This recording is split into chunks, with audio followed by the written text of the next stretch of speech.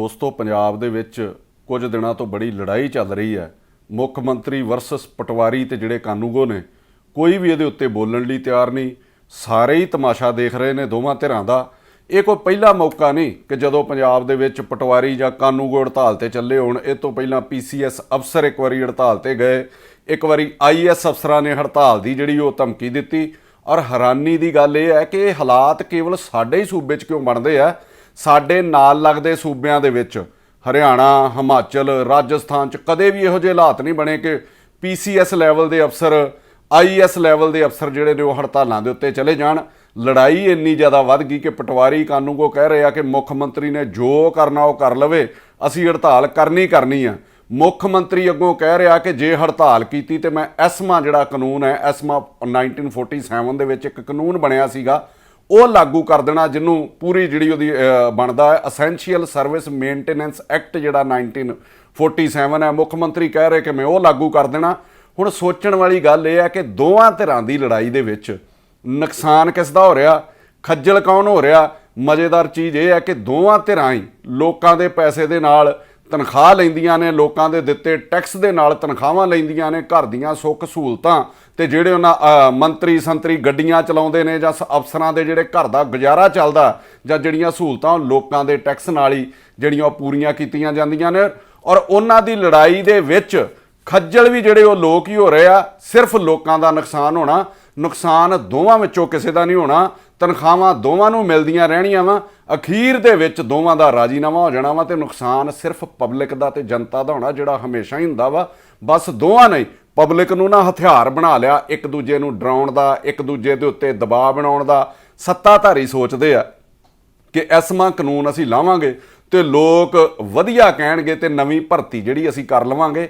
ਨਵੀਂ ਭਰਤੀ ਐਡੀ ਛੇਤੀ ਹੋਣੀ ਨਹੀਂ। ਬਹੁਤ ਸਾਰੀਆਂ ਕੋਰਟਸ ਨੇ, ਬਹੁਤ ਸਾਰੇ ਦੇਸ਼ ਦੇ ਵਿੱਚ ਹੋਰ ਕਾਨੂੰਨ ਨੇ, ਉਧਰੋਂ ਵੀ ਜਿਹੜਾ ਫੋਕਾ ਦਬਾਅ ਪਾਇਆ ਜਾ ਰਿਹਾ। ਔਰ ਪਟਵਾਰੀ ਕਾਨੂੰਗੋ ਇਹ ਸੋਚਦੇ ਆ ਕਿ ਜੇ ਅਸੀਂ ਪੰਜਾਬ ਦਾ ਕੰਮ ਬੰਦ ਕਰ ਦਿਆਂਗੇ ਤੇ CM ਦੇ ਉੱਤੇ ਦਬਾਅ ਬਣੂਗਾ, ਲੋਕ ਤੰਗ ਪਰੇਸ਼ਾਨ ਹੋਣਗੇ, ਉਹਨੂੰ ਗਾਲਾਂ ਕੱਢਣਗੇ ਔਰ ਉਹਦੇ ਉੱਤੇ ਜਿਹੜਾ ਦਬਾਅ ਬਣੂਗਾ ਤੇ ਸਾਡੀਆਂ ਜਿਹੜੀਆਂ ਮੰਗਾਂ ਮੰਨੀਆਂ ਜਾਣਗੀਆਂ। ਔਰ ਇਹਦੇ ਵਿੱਚ ਲੋਕਾਂ ਦੇ ਬਾਰੇ ਕੋਈ ਵੀ ਨਹੀਂ ਸੋਚ ਰਿਹਾ, ਨਾ ਕੋਈ ਪਾਰਟੀ, ਦੋਵਾਂ ਧਿਰਾਂ ਦੇ ਵਿੱਚੋਂ ਕੋਈ ਨਹੀਂ ਸੋਚ ਰਿਹਾ। ਅਸਲ 'ਚ ਇਹਨਾਂ ਦੋਵਾਂ ਧਿਰਾਂ ਦੀ ਰਣਨੀਤੀ ਨਾਲ, ਲੜਾਈ ਨਾਲ ਤੰਗ ਸਿਰਫ ਪੰਜਾਬ ਦੀ ਜਨਤਾ ਨੇ ਹੋਣਾ ਵਾ ਔਰ ਹੋਰ ਕਿਸੇ ਨੂੰ ਕੋਈ ਫਰਕ ਨਹੀਂ ਪੈਣਾ। ਮੈਂ ਪਟਵਾਰੀ ਤੇ ਕਾਨੂੰਗੋ ਜਿਹੜੀਆਂ ਯੂਨੀਅਨ ਨੇ, ਪਟਵਾਰ ਤੇ ਕਾਨੂੰਗੋ ਯੂਨੀਅਨ, ਉਹਨਾਂ ਨੂੰ ਵੀ ਕਹਿਣਾ ਚਾਹੁੰਦਾ ਕਿ ਜੇ ਤੁਹਾਡੀ ਲੜਾਈ ਇੱਕ ਭ੍ਰਿਸ਼ਟ ਬੰਦੇ ਨੂੰ ਜਦੋਂ ਵਿਜੀਲੈਂਸ ਵੱਲੋਂ ਫੜਿਆ ਗਿਆ, ਉਹਨੂੰ ਬਚਾਉਣ ਦੇ ਰੋਸ ਦੇ ਵਿੱਚ ਤੁਸੀਂ ਹੜਤਾਲ ਕਰਨੀ ਹੈ ਬਹਾਨਾ ਬਣਾ ਕੇ, ਤੇ ਇਸ ਤੋਂ ਵੱਡਾ ਧੋਖਾ ਜਿਹੜਾ ਪੰਜਾਬ ਦੇ ਨਾਲ ਨਹੀਂ ਹੋ ਸਕਦਾ। ਇਸ ਤੋਂ ਵੱਡਾ ਜਿਹੜਾ ਡਾਕਾ ਪੰਜਾਬ ਦੇ ਉੱਤੇ ਨਹੀਂ ਪੈ ਸਕਦਾ। ਹਾਂ, ਜੇ ਤੁਹਾਡੀ ਲੜਾਈ ਹੱਕ ਸੱਚ ਨੂੰ ਲੈ ਕੇ, ਆਪਣੀਆਂ ਹੱਕ ਸੱਚ ਦੀਆਂ ਮੰਗਾਂ ਨੂੰ ਲੈ ਕੇ ਆ, ਤੇ ਫਿਰ ਇਹਦਾ ਜਲਦੀ ਹੱਲ ਹੋਣਾ ਚਾਹੀਦਾ। ਜੇ ਉਹ ਜਾਇਜ਼ ਮੰਗਾਂ ਨੇ ਤੁਹਾਡੀਆਂ ਤੇ ਉਹਨਾਂ ਨੂੰ ਸਰਕਾਰ ਨੂੰ ਜ਼ਰੂਰ ਮੰਨਣਾ ਚਾਹੀਦਾ। ਇਸ ਸੂਬੇ ਦੀ ਤਰਾਸਦੀ ਬਣ ਗਈ, ਇਸ ਸੂਬੇ ਦੀ ਬਦਕਿਸਮਤੀ ਬਣ ਗਈ ਕਿ ਜੇ ਕੋਈ ਭ੍ਰਿਸ਼ਟ ਅਫਸਰ ਫੜਿਆ ਜਾਂਦਾ ਤੇ ਉਹਨੂੰ ਬਹਾਨੇ ਬਣਾ ਕੇ ਹੜਤਾਲਾਂ ਕੀਤੀਆਂ ਜਾਂਦੀਆਂ ਉਹਨੂੰ ਛਡਾਉਣ ਲਈ। ਕਦੀ ਕਿਸੇ ਮਹਿਕਮੇ ਵੱਲੋਂ, ਕਦੀ ਕਿਸੇ ਮਹਿਕਮੇ ਵੱਲੋਂ, ਵੱਖ-ਵੱਖ ਮਹਿਕਮਿਆਂ ਵੱਲੋਂ ਪੰਜਾਬ ਦਾ ਕੰਮਕਾਰ ਬੰਦ ਕਰ ਦਿੱਤਾ ਜਾਂਦਾ। ਤੇ ਜੇ ਕੋਈ ਭ੍ਰਿਸ਼ਟ ਨੇਤਾ ਫੜਿਆ ਜਾਂਦਾ ਤੇ ਪਾਰਟੀ ਬਹਾਨਾ ਬਣਾ ਕੇ ਉਹ ਜਿਹੜੀਆਂ ਦੂਜੀ ਪਾਰਟੀ ਦੇ ਖਿਲਾਫ, ਸੱਤਾਧਿਰ ਪਾਰਟੀਆਂ ਦੇ ਖਿਲਾਫ ਧਰਨੇ ਲਾਉਂਦੀ ਆ। ਤੁਹਾਨੂੰ ਯਾਦ ਹੋਊਗਾ ਕਿ 20 ਸਾਲ ਪਹਿਲਾਂ, ਬਹੁਤਾ ਲੰਮਾ ਸਮਾਂ ਨਹੀਂ, 20 ਸਾਲ ਪਹਿਲਾਂ ਜਦੋਂ ਕੋਈ ਭ੍ਰਿਸ਼ਟਾਚਾਰ ਦੇ ਦੋਸ਼ ਹੇਠ ਕਿਸੇ ਵੀ ਪਾਰਟੀ ਦਾ ਬੰਦਾ ਫੜਿਆ ਜਾਂਦਾ ਸੀਗਾ, ਫੜਿਆ ਜਾਣਾ ਤੇ ਦੂਰ ਉਹਦੇ ਉੱਤੇ ਦੋਸ਼ ਵੀ ਲੱਗ ਜਾਂਦਾ ਸੀਗਾ, ਤੇ ਸਾਰੀਆਂ ਪਾਰਟੀਆਂ ਨੂੰ ਕਹਿੰਦੀਆਂ ਸੀਗੀਆਂ ਕਿ ਪਹਿਲਾਂ ਦੋਸ਼ ਮੁਕਤ ਹੋ ਕੇ ਆ, ਉਹਨੂੰ ਸਾਰੇ ਅਹੁਦਿਆਂ ਤੋਂ ਜਿਹੜਾ ਉਹ ਫਾਰਗ ਕੀਤਾ ਜਾਂਦਾ ਸੀਗਾ। ਇਹ ਪਹਿਲੀ ਵਾਰੀ ਇਸ ਸੂਬੇ 'ਚ ਦੇਖਣ ਨੂੰ ਮਿਲ ਲਿਆ ਕਿ ਕਿਸ ਤਰੀਕੇ ਖੂਨ ਦੇ ਵਿੱਚ ਭ੍ਰਿਸ਼ਟਾਚਾਰ ਕੱਲੇ ਦੇ ਵੜ ਗਿਆ ਕਿ ਜੇ ਕੋਈ ਕਰਪਟ ਨੇਤਾ ਵੀ ਫੜਿਆ ਜਾਂਦਾ, ਕੋਈ ਸਾਬਕਾ ਮੰਤਰੀ ਵੀ ਫੜਿਆ ਜਾਂਦਾ ਤੇ ਉਹਨੂੰ ਬਚਾਉਣ ਲਈ ਪਾਰਟੀਆਂ ਜਿਹੜੇ ਉਹ ਧਰਨੇ ਲਾਉਣ ਲੱਗ ਪਈਆਂ। ਇਸ ਤੋਂ ਵੱਡੀ ਤਰਾਸਦੀ ਜਿਹੜੀ ਪੰਜਾਬ ਦੀ ਕੀ ਹੋ ਸਕਦੀ ਹੈ। ਹੜਤਾਲ ਕਰਨ ਤੋਂ ਪਹਿਲਾਂ ਇਹ ਤੇ ਸੋਚੋ ਵੀ ਪੰਜਾਬ 'ਚ ਕੰਮ ਕਿੰਨੇ ਦਿਨ ਹੁੰਦਾ। 365 ਦਿਨਾਂ ਦੇ ਵਿੱਚੋਂ 104 ਦੇ ਕਰੀਬ ਸ਼ਨੀ ਐਤਵਾਰ ਆ ਜਾਂਦੇ ਆ, 25 ਦੇ ਕਰੀਬ ਸਰਕਾਰੀ ਛੁੱਟੀਆਂ ਹੋ ਜਾਂਦੀਆਂ ਵਾ। ਫਿਰ ਵੱਖ-ਵੱਖ ਧਾਰਮਿਕ ਸੰਗਠਨਾਂ ਵੱਲੋਂ, ਵੱਖ-ਵੱਖ ਹੋਰ ਜਥੇਬੰਦੀਆਂ ਵੱਲੋਂ ਕਦੀ ਕਾਲ ਜਿਹੜੀ ਬੰਦ ਦੀ ਕੀਤੀ ਜਾਂਦੀ ਹੈ, ਉਹ ਪੰਜਾਬ 10-20 ਦਿਨ ਬੰਦ ਰਹਿੰਦਾ ਵਾ। ਕਦੀ ਜਿਹੜੇ ਅਫਸਰ ਨੇ ਉਹ ਆਪ ਬਿਮਾਰ, ਇੱਕ ਨੈਚੁਰਲ ਪ੍ਰੋਸੈਸ ਹੈ ਮਤਲਬ ਜ਼ਿੰਦਗੀ ਦਾ, ਕਦੀ ਉਹ ਆਪ ਬਿਮਾਰ ਹੋ ਜਾਂਦੇ ਆ, ਇਹਦੇ ਵਿੱਚ ਵੀ ਛੁੱਟੀਆਂ ਲੈ ਲਈਆਂ ਜਾਂਦੀਆਂ। ਔਰ 365 ਦਿਨਾਂ ਦੇ ਵਿੱਚ ਮੇਰੇ ਖਿਆਲ ਦੇ ਵਿੱਚ 150 ਦਿਨ ਜਿਹੜਾ ਉਹ ਕੰਮ ਪੰਜਾਬ ਦੇ ਵਿੱਚ ਹੁੰਦਾ ਵਾ ਔਰ 200 ਦਿਨ ਪੰਜਾਬ ਬੰਦ ਰਹਿੰਦਾ ਵਾ। ਤੇ ਫਿਰ ਪੰਜਾਬ ਨੇ ਤਰੱਕੀ ਕਿੱਥੋਂ ਕਰਨੀ ਆ। 150 ਦਿਨ ਕੰਮ ਕਰਕੇ ਜਿਹੜਾ ਉਹ ਪੰਜਾਬ ਤਰੱਕੀ ਕਰੂਗਾ। 2010 ਦੇ ਵਿੱਚ ਇਹ ਸੂਬਾ ਪਹਿਲੇ ਨੰਬਰ ਤੇ ਸੀਗਾ ਅੱਜ ਦੇਸ਼ ਦੇ ਵਿੱਚ ਸਭ ਤੋਂ ਪਛੜ ਗਿਆ, ਅੱਜ ਸਭ ਤੋਂ ਥੱਲੇ ਦੀ ਜਿਹੜੀ ਉਹ ਰੇਸ਼ੋ ਆ ਗਈ, ਸਭ ਤੋਂ ਥੱਲੇ ਜਿਹੜਾ ਇਹਦਾ ਕੱਦ ਆ ਗਿਆ। ਤੁਹਾਡੇ ਹੜਤਾਲ ਤੇ ਜਾਣ ਨਾਲ ਕੰਮ ਕਿੰਨਾ ਦੇ ਰੁਕਦੇ ਆ, ਨਾ ਤੇ ਉਹ ਭਗਵੰਤ ਮਾਨ ਦੇ ਰੁਕਦੇ ਆ ਸੀਐਮ ਦੇ, ਨਾ ਮੰਤਰੀਆਂ ਦੇ ਰੁਕਦੇ ਆ, ਨਾ ਐਮਐਲਏ ਦੇ ਰੁਕਦੇ ਆ। ਉਹ ਕੰਮ ਸਿਰਫ ਪਬਲਿਕ ਦੇ ਰੁਕਣੇ ਆ। ਪੰਜਾਬ ਦੇ ਵਿੱਚ ਕੰਮ ਤੁਹਾਡੇ ਹੜਤਾਲ ਤੇ ਜਾਣ ਨਾਲ ਰੁਕਣਾ ਕਿਹੜਾ ਵਾ? ਬੱਚਿਆਂ ਕੋਲ ਇੱਥੇ ਪੰਜਾਬ 'ਚ ਕੰਮ ਨਹੀਂ ਹੈਗਾ, ਉਹਨਾਂ ਮੈਰਿਜ ਸਰਟੀਫਿਕੇਟ ਬਣਾਉਣੇ ਆ, ਕਈ ਤਰ੍ਹਾਂ ਦੀਆਂ NOCs ਲੈਣੀਆਂ ਹੁੰਦੀਆਂ ਨੇ, ਉਹਨਾਂ ਬਾਹਰ ਜਾਣ ਲਈ ਅਪਲਾਈ ਕੀਤਾ ਹੁੰਦਾ, ਉਹਨਾਂ ਦੀਆਂ ਟਿਕਟਾਂ ਤੱਕ ਬੁੱਕ ਹੁੰਦੀਆਂ ਨੇ, ਡੈਥ ਬਰਥ ਦੇ ਸਰਟੀਫਿਕੇਟ ਤੁਹਾਡੇ ਕਰਕੇ ਰੁਕ ਜਾਂਦੇ ਨੇ। ਕਈਆਂ ਨੇ ਹਸਪੀਟਲ ਦੇ ਵਿੱਚ ਐਡਮਿਸ਼ਨ ਜਦੋਂ ਲੈਣੀ ਆ, ਉਹਦੇ ਵਿੱਚ ਦਾਖਲ ਹੋਣਾ, ਉਹਦੇ ਲਈ ਕਲੇਮ ਜਿਹੜੇ ਤਿਆਰ ਕਰਨੇ ਹੁੰਦੇ, ਉਹਦੇ ਵਿੱਚ ਕਈ ਜਿਹੜੀਆਂ ਰਿਪੋਰਟਸ ਤੁਹਾਡੇ ਕੋਲੋਂ ਲੈਣੀਆਂ ਹੁੰਦੀਆਂ, ਰਜਿਸਟਰੀਆਂ ਰੁਕ ਜਾਂਦੀਆਂ। ਕਈ ਲੋਕ ਬਾਹਰਲੇ ਮੁਲਕਾਂ ਤੋਂ ਆਉਂਦੇ ਆ, ਇੱਥੇ ਆਪਣੀਆਂ ਜਾਇਦਾਦਾਂ ਵੇਚਣ, ਜਾਇਦਾਦਾਂ ਵੰਡਣ, ਉਹਨਾਂ ਦੀਆਂ ਟਿਕਟਸ ਤੱਕ ਜਿਹੜੀਆਂ ਉਹ ਬੁੱਕ ਹੋਈਆਂ ਹੁੰਦੀਆਂ ਨੇ, ਉਹ ਸਾਰਿਆਂ ਨੇ ਖੱਜਲ ਹੋਣਾ, ਉਹ ਸਾਰਿਆਂ ਨੇ ਖਰਾਬ ਹੋਣਾ ਵਾ। ਕਈਆਂ ਨੇ ਆ ਬਿਜਲੀ ਦੇ ਕਨੈਕਸ਼ਨ ਲੈਣੇ ਹੁੰਦੇ ਆ, ਕਈਆਂ ਨੇ ਬੈਂਕ ਲੋਨ ਜਿਹੜੇ ਲੈਣੇ ਹੁੰਦੇ ਆ, ਕਈ ਬਿਆਨੇ ਉਹਨਾਂ ਦੇ ਮਰ ਜਾਂਦੇ ਜਿਹੜੇ ਉਹਨਾਂ ਕੀਤੇ ਹੁੰਦੇ ਆ ਤਰੀਕਾਂ ਦੇ ਉੱਤੇ। ਕਈਆਂ ਨੇ ਬੈਂਕ ਲੋਨ ਲੈ ਕੇ ਕਾਰੋਬਾਰ ਆਪਣਾ ਸ਼ੁਰੂ ਕਰਨਾ ਹੁੰਦਾ, ਔਰ ਕਈ ਤਰ੍ਹਾਂ ਦੀਆਂ ਮਨਜ਼ੂਰੀਆਂ ਜਿਹੜੀਆਂ ਪਟਵਾਰੀ ਤੋਂ, ਕਾਨੂੰਗੋ ਤੋਂ ਲੈਣੀਆਂ ਹੁੰਦੀਆਂ ਵਾ, ਉਹਨਾਂ ਨੂੰ ਵਿਆਜ ਪੈਣਾ ਸ਼ੁਰੂ ਹੋ ਜਾਂਦਾ ਵਾ। ਔਰ ਦੂਜੀ ਚੀਜ਼, ਕੰਮ ਸ਼ੁਰੂ ਹੋਣ ਤੋਂ ਪਹਿਲਾਂ ਹੀ ਉਹਨਾਂ ਦਾ ਜਿਹੜਾ ਕੰਮ ਹੈ ਉਹ ਤਬਾਹੀ ਵਾਲੇ ਪਾਸੇ ਤੁਰ ਪੈਂਦਾ ਵਾ। ਇਹਨਾਂ ਦਿਨਾਂ ਦੇ ਵਿੱਚ ਪੰਜਾਬ ਦੇ ਵਿੱਚ ਹੜ੍ਹਾਂ ਦਾ ਜਿਹੜਾ ਤਬਾਹੀ ਦਾ ਮੌਸਮ ਆਇਆ ਪਿਆ ਵਾ। ਫਸਲਾਂ ਦਾ ਮੁਆਵਜ਼ਾ ਕਈਆਂ ਕਿਸਾਨਾਂ ਨੇ ਆਪਣੀਆਂ ਜਿਹੜੀਆਂ ਗਰਦੌਰੀਆਂ ਕਰਾਉਣੀਆਂ ਵਾ, ਕਈਆਂ ਨੇ ਵੇਚਣੀਆਂ, ਕਈਆਂ ਨੇ ਕੁਛ ਕਰਨਾ, ਕਈਆਂ ਨੇ ਖੁਦਕੁਸ਼ੀ ਕਰ ਜਾਣੀ ਤੁਹਾਡੀਆਂ ਇਹਨਾਂ ਹੜਤਾਲਾਂ ਦੇ ਕਰਕੇ।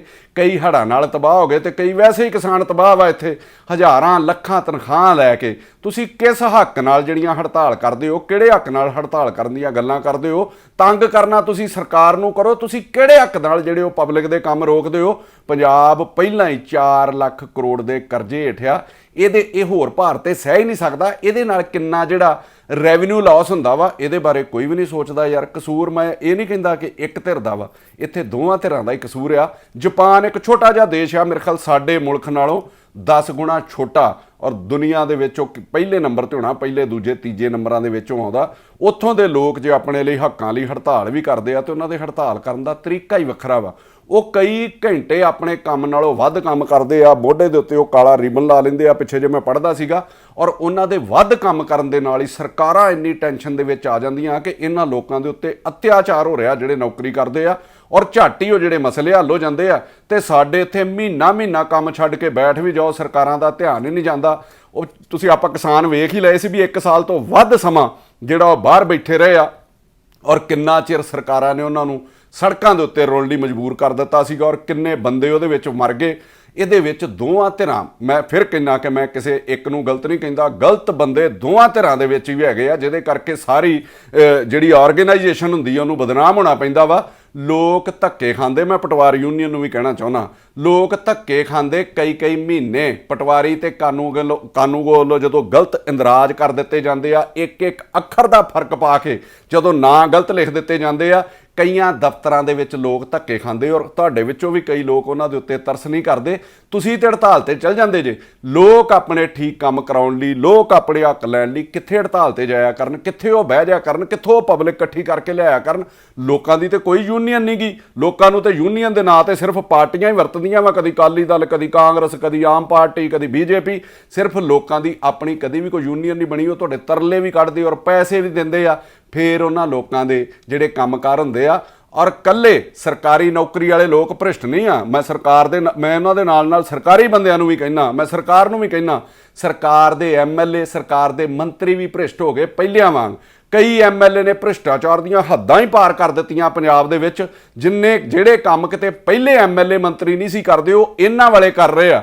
ਕਈ MLAs ਨੇ, ਮੈਂ ਕਈ ਹਲਕਿਆਂ ਦੇ ਵਿੱਚ ਵੇਖਿਆ, ਕਈ ਰਿਪੋਰਟਸ ਆਉਂਦੀਆਂ ਨੇ, ਆਪਣੀਆਂ ਹੀ ਟਾਇਲ ਫੈਕਟਰੀ ਲਾ ਲਈਆਂ, ਜਿਹੜੀਆਂ ਸੜਕਾਂ ਦੇ ਉੱਤੇ ਟਾਈਲਾਂ ਲੱਗਦੀਆਂ, ਆਪਣੀਆਂ ਹੀ ਫੈਕਟਰੀ ਜਿਹੜੀਆਂ ਸੀਮੈਂਟ ਪਾਈਪਾਂ ਦੀਆਂ ਲਾ ਲਈਆਂ, ਔਰ ਨਹੀਂ ਤੇ ਉਹਨਾਂ ਫੈਕਟਰੀਆਂ ਦੇ ਵਿੱਚ ਹਿੱਸੇ ਪਾ ਲਏ ਕਿ ਮੇਰੇ ਹਲਕੇ ਦੇ ਵਿੱਚ ਕੰਮ ਹੋਊਗਾ ਤੇ ਮੇਰੀ ਫੈਕਟਰੀ ਤੋਂ ਹੀ ਸਮਾਨ ਲਿਆ ਜਾਊਗਾ, ਔਰ ਮੇਰੀ ਮਰਜ਼ੀ ਦੇ ਮੁਤਾਬਕ ਹੀ ਰੇਟ ਮਿਲਣਗੇ, ਔਰ ਮੇਰੀ ਮਰਜ਼ੀ ਦੇ ਠੇਕੇਦਾਰ ਨੂੰ ਹੀ ਮਿਲੂਗਾ। ਮੈਂ ਸਰਕਾਰ ਨੂੰ ਵੀ ਪੁੱਛਣਾ ਚਾਹੁੰਦਾ ਤੇ ਕਹਿਣਾ ਚਾਹੁੰਦਾ ਕਿ CM ਸਾਹਿਬ, ਤੁਹਾਡੀ ਮੈਂ ਮੰਨਦਾ ਕਿਸੇ ਕੰਮ 'ਚ ਹਿੱਸੇਦਾਰੀ ਨਹੀਂ। ਮੈਂ ਅੱਜ ਦੀ ਤਰੀਕ 'ਚ ਵੀ ਤੁਹਾਨੂੰ ਕਹਿੰਦਾ ਕਿ ਇਮਾਨਦਾਰ ਜਿਹੜਾ CM ਪੰਜਾਬ ਨੂੰ ਮਿਲਿਆ ਵਾ, ਤੁਹਾਡੀ ਇਮਾਨਦਾਰੀ ਦੇ ਉੱਤੇ ਅੱਜ ਦੀ ਤਰੀਕ ਤੱਕ ਮੈਂ ਕੋਈ ਸ਼ੱਕ ਨਹੀਂ ਕਰਦਾ। ਪਰ ਮੈਂ ਤੁਹਾਨੂੰ ਇਹ ਕਹਿਣਾ ਚਾਹੁੰਦਾ ਕਿ ਤੁਹਾਡੇ ਬਹੁਤ ਸਾਰੇ MLA, ਉਹਨਾਂ ਨੇ ਇਹਨਾਂ ਲੋਕਾਂ ਨਾਲ, ਮਾਫੀਆ ਨਾਲ ਹਿੱਸੇ ਪਾ ਲਏ।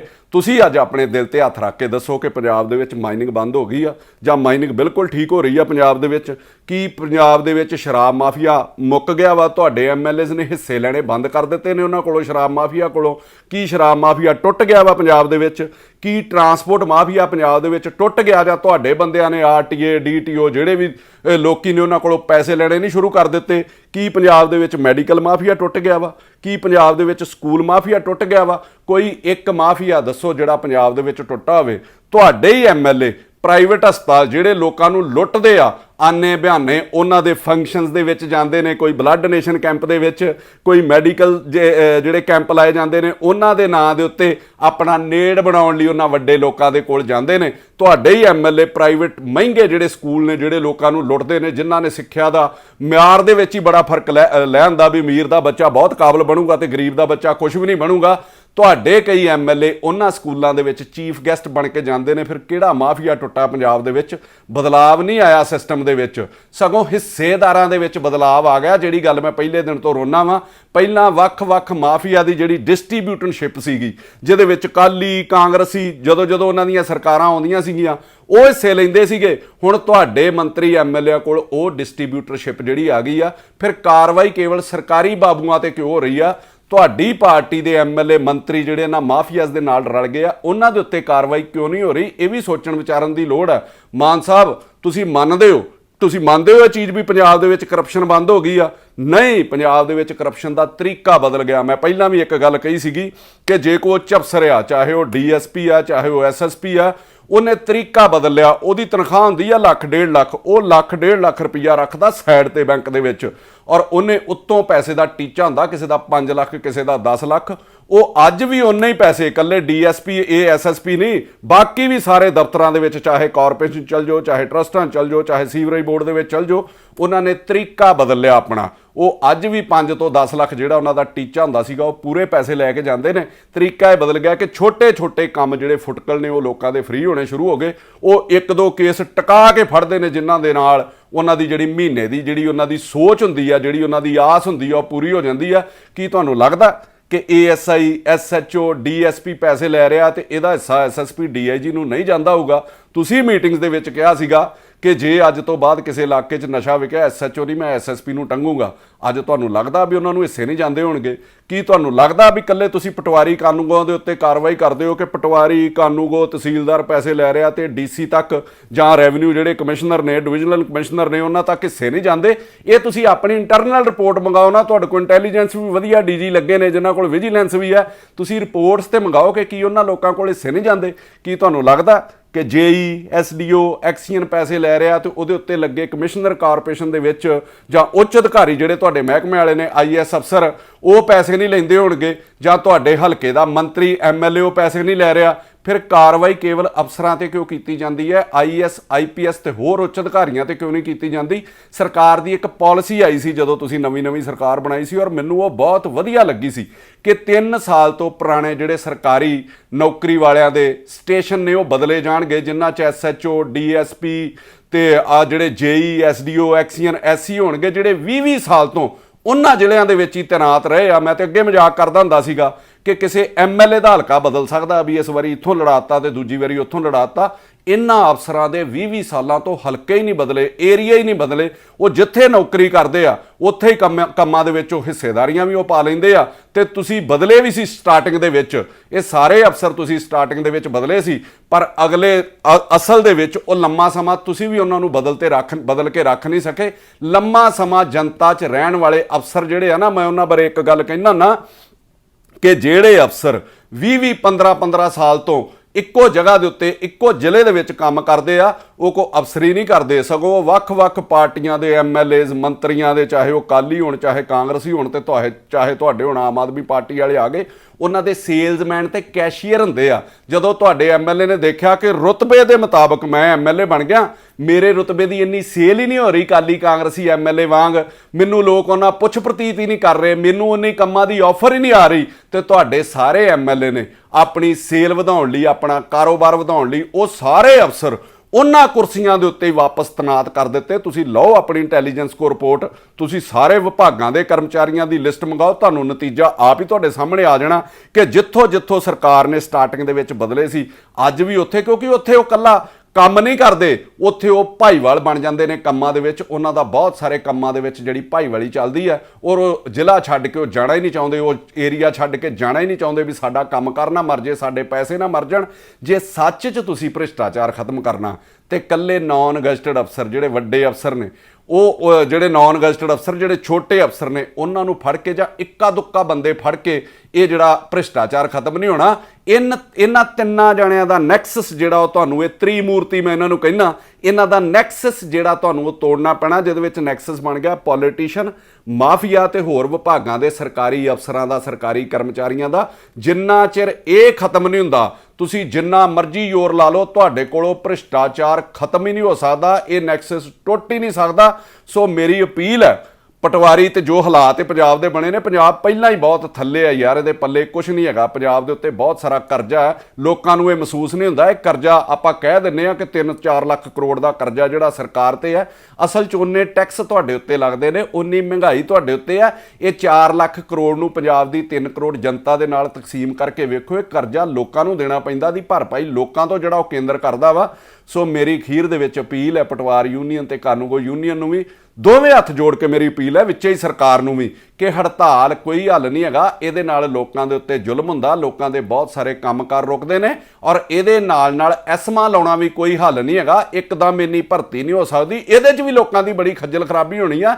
ਇਹ ਸਿਰਫ ਅਖਬਾਰੀ ਗੱਲਾਂ ਤੁਹਾਡੇ ਲੋਕਾਂ ਵੱਲੋਂ ਇੱਕ ਦੂਜੇ ਤੇ ਦਬਾਅ ਬਣਾਉਣ ਲਈ ਕੀਤੀਆਂ ਜਾ ਰਹੀਆਂ ਨੇ, ਦੋਵਾਂ ਧਿਰਾਂ ਵੱਲੋਂ ਸਿਰਫ ਆਪਣਾ ਕ੍ਰੈਡਿਟ ਜਿਹੜਾ ਵਧਾਉਣ ਲਈ ਇਹ ਬਿਆਨ ਦਿੱਤੇ ਜਾ ਰਹੇ ਨੇ। ਕ੍ਰੈਡਿਟ ਵਾਰ ਹੈ। ਸੋ ਜੇ ਤੁਸੀਂ ਉਹਨਾਂ ਨੂੰ ਕੱਢੋਗੇ ਤੇ ਉਹ ਕੋਰਟ 'ਚ ਵੀ ਚਲੇ ਜਾਣਗੇ, ਕੋਰਟ ਤੇ ਅੱਗੇ ਹੀ ਕੇਂਦਰ ਦੇ ਅੱਗੇ, ਕੋਰਟ ਤੇ ਕੇਂਦਰ 1 ਮਿੰਟ ਲਾਉਂਦੇ ਆ ਤੁਹਾਨੂੰ ਠਿੱਬੀ ਲਾਉਣ ਲੱਗਿਆ ਪੰਜਾਬ ਸਰਕਾਰ ਨੂੰ, ਤੇ 1 ਮਿੰਟ ਲਾਉਂਦੇ ਹੋ ਤੁਹਾਨੂੰ ਨੀਵਾ ਵਿਖਾਉਣ ਲਈ। ਸੋ ਇਹ ਮਸਲਾ ਜਿਹੜਾ ਆਪਸ 'ਚ ਬੈਠ ਕੇ ਨਿਪਟਾਇਆ ਜਾਣਾ ਚਾਹੀਦਾ, ਹੰਕਾਰ ਨੂੰ ਛੱਡ ਕੇ, ਕਿਉਂਕਿ ਤੁਸੀਂ ਦੋਵੇਂ ਧਿਰਾਂ ਹੀ ਪਬਲਿਕ ਦੇ ਸਰਵੈਂਟ ਹੋ, ਚਾਹੇ ਉਹ ਸਰਕਾਰ ਹੈ ਤੇ ਚਾਹੇ ਉਹ ਸਰਕਾਰੀ ਮੁਲਾਜ਼ਮ ਹੈ। ਸੋ ਲੋਕ ਹਿੱਤਾਂ ਲਈ ਕੰਮ ਕਰੋ। ਮੈਂ ਇੰਨੀ ਤੁਹਾਨੂੰ ਅਪੀਲ ਕਰਨੀ ਸੀ ਕਿ ਇਹ ਹੜਤਾਲ ਤੋਂ ਗਰੇਜ ਕੀਤਾ ਜਾਵੇ, ਔਰ ਸਰਕਾਰ ਨੂੰ ਵੀ ਜਾਇਜ਼ ਮੰਗਾਂ ਭ੍ਰਿਸ਼ਟਾਚਾਰ ਤੋਂ ਹਟ ਕੇ ਜਿਹੜੀਆਂ ਮੰਗਾਂ ਨੇ ਉਹ ਮੰਨ ਲੈਣੀਆਂ ਚਾਹੀਦੀਆਂ ਨੇ।